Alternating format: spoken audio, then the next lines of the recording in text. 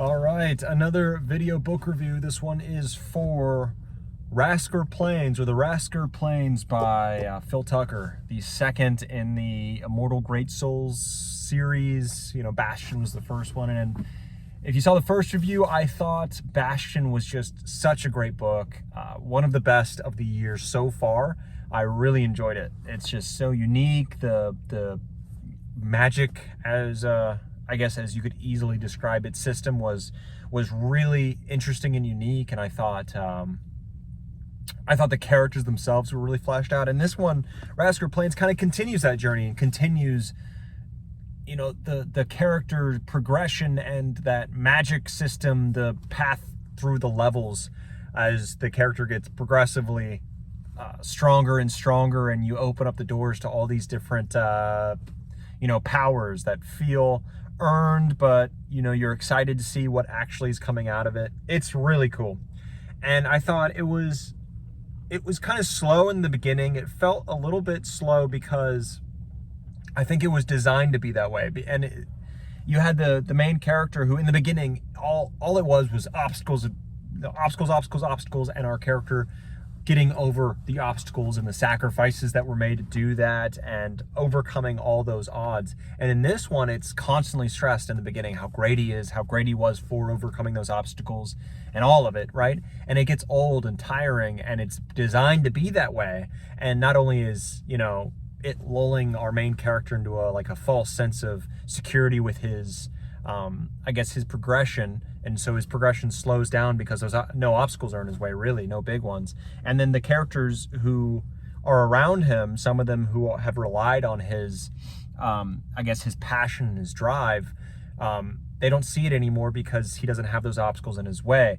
And so when all that gets flipped on its head and, you know, he gets thrown directly into the deep end, you know, multiple times, even deeper and deeper in this book, it's a breath of fresh air. Not only to have obstacles put back in front of them, but they're meaningful obstacles, and they built off the first book, so it's not just obstacles for obstacles' sake. It has direct correlation to the first book. The sacrifices that he made are now coming to bite him in this book a lot of times, which are good. There's always a price to pay, and he was told millions of times in the first book, there's a price to pay for the things that you're doing, the shortcuts that you're making, that you know, to get to the same level as your like fellows who have had it easier. And you know, all bills come due, and this book has them.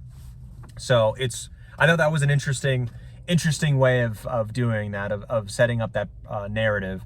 You get introduced to a whole new landscape, a lot of them, and a lot of new areas that you just kind of heard about in the first book. So that was very interesting and cool to actually get that, to see how it differs from Bastion and the ruins of Bastions, maybe the under area.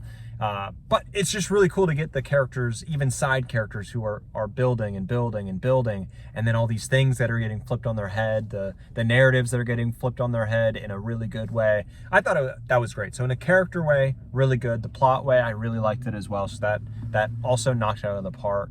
The newness wasn't there. The shine wasn't there as you would get in like the first book of a series, but it matured a bit in this. But that wow factor, I don't think was, again, there as much. But you know, the characters, they all got deeper in their stories and their quests, and no characters kind of, you know, bucked their I guess they never did actions that kind of didn't make sense with their characters. There were no things that it felt like, you know, Phil Tucker needed this thing to happen, so you kind of change the characters or make people do things that are out of their I guess their characteristic choices and their character to make those things happen, which you see in some other books. That didn't happen. That did not happen with this book, so that was great. Action, as always, is fantastic. The only thing that I would say is it did feel sometimes, especially in the beginning, that action scenes are happening just because, you know, it didn't end like someone would meet someone and then they would fight just to test each other's, you know, capabilities. And that happened over and over and over and over and over again. And you kind of got, for me at least, I was like, maybe let's not fight. Let's have a dialogue. Let's have more dialogue here. Let's feel each other out a different way. Let's try to talk and have some conflicts this way, instead of just feeling each other's power levels out and seeing whose move does what, that kind of stuff. And I feel like if we needed those characters, because their moves and what they do and how to counter those moves or whatever came into effect later in the book, so it was a good setup for the conclusion and the payoff later. It wasn't, I felt like they could have been shown, you know, facing off against other things. They didn't have to face the main characters just to show off their abilities and just have those things happen.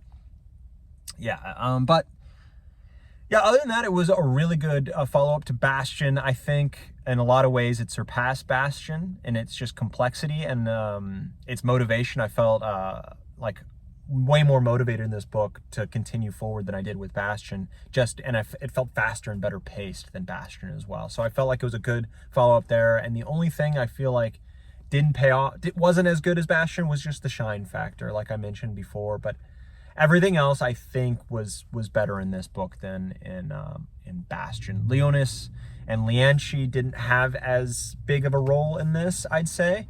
But, you know, we're focused way more on the camaraderie of the group, especially since it expanded out to a few more people at the end of the book last time.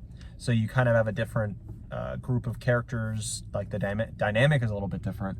But they didn't focus as much on it. So we kind of lost a little bit there with that, like that trio, even the four of them adding Naomi in there, that group, you kind of lost a little bit of that.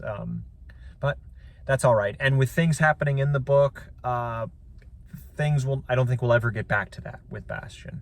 But that remains to be seen. You know, we'll see, I guess. But Rascor Plains by Phil Tucker, really solid book. Absolutely recommend it. It did not take me a month to read this one. This one was a lot faster. And it was a solid...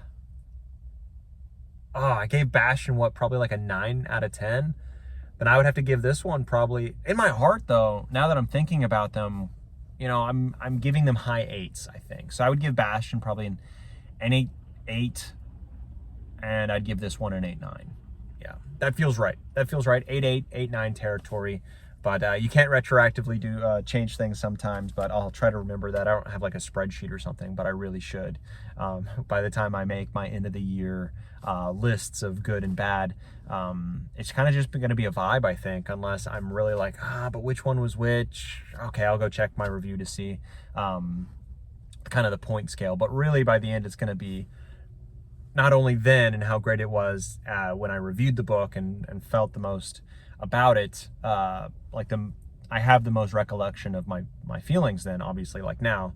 But a couple months from now, right now it's going to be a month from now, month and a half is going to be my review. So we'll see the longevity of these books. We'll see them to there. That's kind of the point of those kind of retrospectives, is how do these books have legs?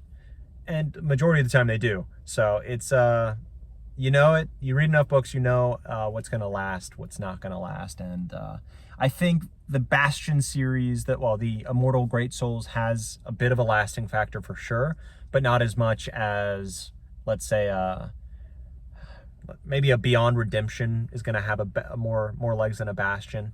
But, you know, that remains to be seen. And 8.9 feels good. So, yeah. Still trucking along. It's getting colder out here, and you might see some heavier gear than this as we go forward. Maybe not. We'll see. I've yet to experience a winter here, but I hear it's not good. But until next time.